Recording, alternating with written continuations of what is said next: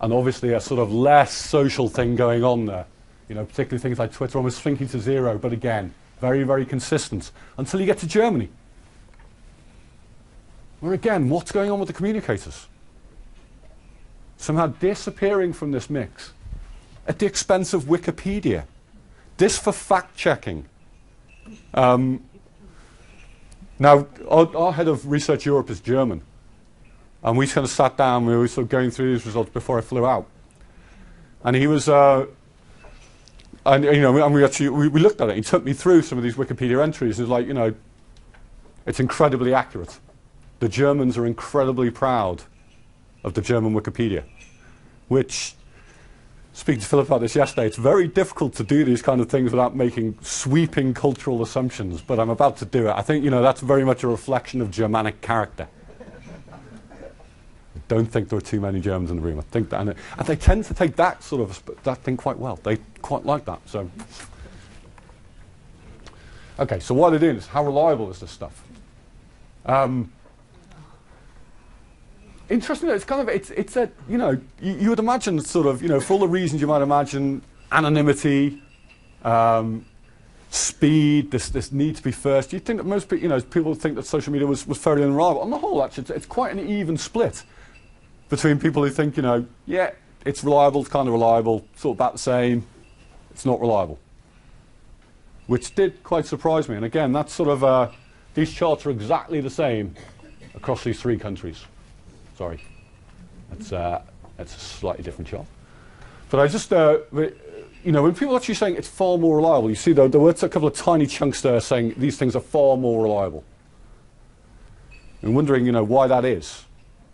We're trying to work that out. Now, it's interesting when you look at some of the written responses, because obviously we wanted to know, you know, why do you think this? So we had some open-ended questions in there as well. And they were saying things like, well, it gets you direct to the source. It allows you to sort of cut through the kind of traditional communications agenda. So that's something to be wary of. And the answer I particularly liked was legal ignorance. It's more reliable because of legal ignorance. Which initially I thought I'd put the wrong thing in, and I thought about it, and I thought actually that makes complete sense. These people are fearless in their truth-telling sometimes. Okay, that final stage now, promoting. It's been up there for a while, I've had a chance to take it in. In the UK, this comes into its own. And I think what you're really seeing here is kind of you're seeing an entrepreneurial spirit at work in these journalists. They've always had, you know, journalism's always obviously been a hugely competitive profession. But now I think, you know, having been what they've been through in the past few years, it's even more cutthroat than ever. And they almost feel like they are entrepreneurs, even those who work at the biggest businesses. But certainly the freelancers, they know they have to get out there, they have to push their work. And certainly in the UK, they see Twitter as key for doing that, but all of these kind of social technologies have become absolutely key in promoting their own work. This is by far the most popular use. When, you know, so when we were going back asking this question, saying, why is it important to you? What are you using it for? Promotion is key. Yes, they're using various technologies to source, they're using various technologies to fact check, but as promotion at the moment, they really see as the key use for social technology. I think I'm kind of short of time. Have we got time check there, Alex?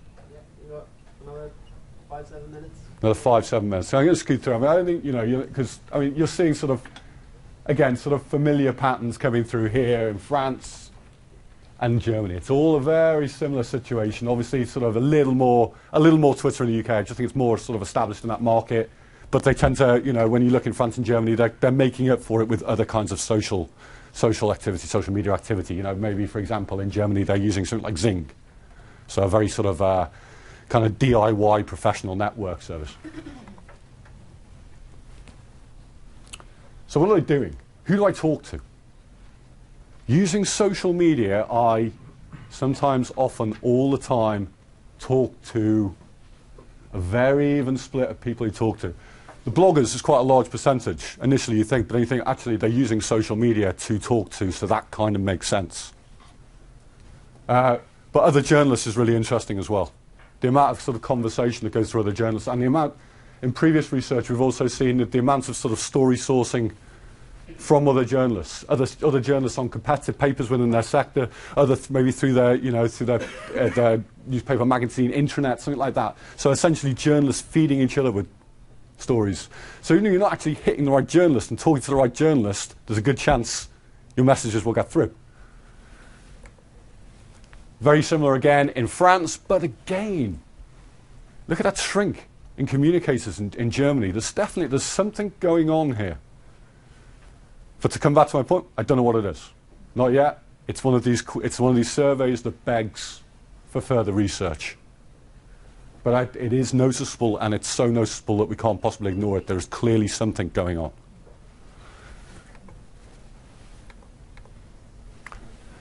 We'll look at those communicators very quickly those communicator relationships very quickly in a little more detail. We just cut this back to very often and all the time. I engage with communicators via, I being the journalist, press releases, of course, all the time, telephone. Not so often via these social networks, which sort of chimes with that earlier stuff. They're using journalists are using social networks to really promote their stuff. That's the key use. Yes, some of them are using it to talk to communicators. Some of them are using things like Twitter all the time. What really took me back in all these things, because again, you'll see these patterns where it's kind of traditional behaviours again and again and again. The social media release.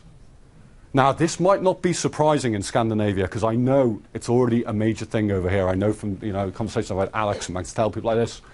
It's a major part of Cision's business over here. It's a major part of the culture. Elsewhere in Europe, it really isn't. Not to my knowledge. This is go.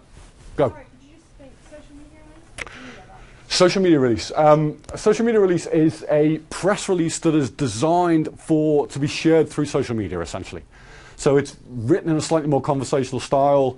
It will have sort of social bookmarks down the side, so you can immediately like, share on Twitter, blah blah blah. And sometimes they leave space for comments. Sometimes you've got slightly more rich media going on, so you've got videos, photos, all this kind of stuff. It's the full package geared for people to share, and to share in various bits and pieces. If you want to share the video, they can just share that. It's that kind of thing. Okay.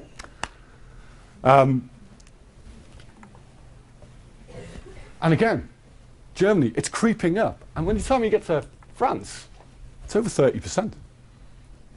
This really quite took my breath away. This is an astonishing thing, and this is particularly exciting for Cision and for Cision Scandinavia in particular, because they've really sort of pioneered this area, and I think there's something they can really bring to the rest of the company. But actively going out, seeking these social media releases, and then being able to use them as a journalist. How many people it's interesting that you asked the question, what is the how many in the room are actively writing social media releases? Okay, a few, but quite clearly a minority.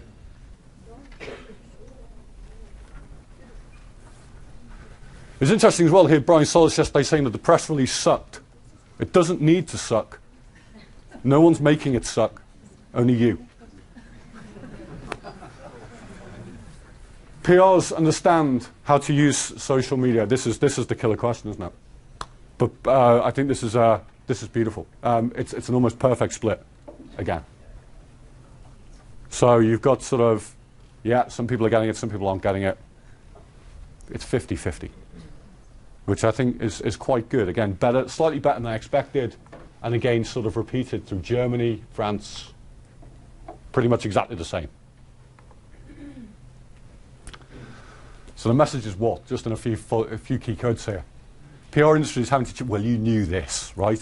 You didn't need a journalist to tell you this. But what exactly are you supposed to do? Well, there's quite a bit you can do.